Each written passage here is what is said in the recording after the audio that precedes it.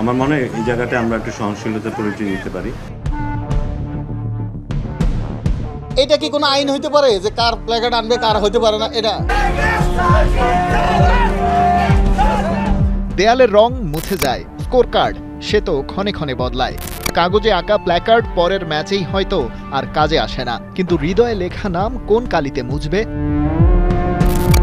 সাকিব আল হাসান বাংলার ক্রিকেটের জানপ্রাণ, বিশ্বসেরা allrounder, tiger ক্রিকেটের পোস্টার বয়, বাংলাদেশের সর্বকালের সেরা ক্রিকেটার। যে নামেই ডাকুন তাকে বিশেষণ যেন যথেষ্ট নয়। তবু প্ল্যাকার্ডে ওই নামটা দেখলে স্টেডিয়াম পাড়ায় তাকে আটকে দেয়া হয়। এ কেমন সিকিউরিটি প্রোটোকল? একটা নাম কিভাবে এতটা ভয়ঙ্কর হতে পারে? প্রশ্নের উত্তরটা সাকিবেরই সেই প্রিয় কোচ কিভাবে দিলেন। তার একটা খেলোয়াড় পরিচিতি আছে এবং তাকে অনেকে পছন্দ করে খেলোয়াড় হিসেবেই।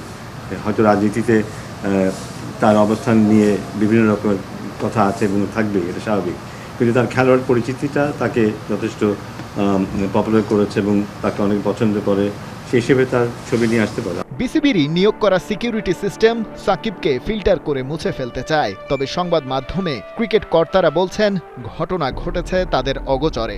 না, বোর্ড তো এগুলো সিদ্ধান্তও নেয় না, কারটা আনবে কারটা আনবে না, কারটা কি করবে। এটা কি কোনো আইন হইতে পারে যে কার প্ল্যাকার্ড আনবে কার হইতে পারে না? মিডিয়াতে কিন্তু অনেক সময় অনেক জিনিস অনেক রকম মনে হয়। সো এটা নিয়ে আসলে একটা মিডিয়ার কমেন্টের উপরে কমেন্ট করতে আমরা পারি না। কাগজে কলমে কিংবা বাস্তবে, প্রকাশ্যে এবং গোপনে সাকিব আল হাসানকে মুছে ফেলার চেষ্টা চলেছে, চলছে এবং চলবে। কিন্তু ১.৫ যুগেরও বেশি সময় ধরে এই ভক্তকুল মিস্টার 75কে ঠিকই করে রেখেছেন প্রাসঙ্গিক। গ্যালারিতে ঠাঁই না হলেও অপ্রিয় ওই ফুটপাতে লাল সবুজ জনপদে ফিরে ফিরে এসেছে সাকিবের নাম।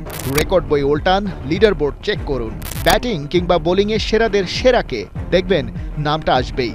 এখনও আন্তর্জাতিক ক্রিকেট থেকে অবসর না নেয়া সাকিব ফিরে ফিরে আসেন রাজনীতিবিদ হিসেবে নয়। ক্রিকেটার সাকিবের তৈরি করে যাওয়া এ রাজত্ব যে এক দুর্ভেদ্য দুর্গ, চাইলেই যেটা দখলে নেওয়া যায় না।